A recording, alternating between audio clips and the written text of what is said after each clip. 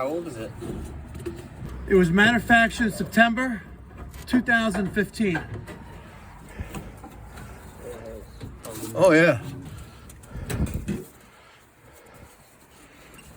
Let's feed the people.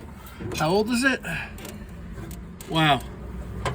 It was manufactured in September 2015. Look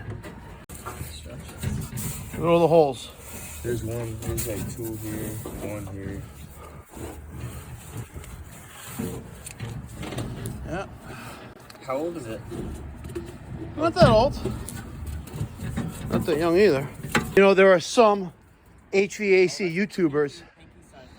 Pinky size hole, yeah. And there are some, unfortunately, HVAC YouTubers that think it's okay, it's not dangerous. And now they have safe, reliable, dependable heat, thanks to ACIQ. Beautiful. So, ladies and gentlemen, what you just witnessed was teamwork, along with a great brand.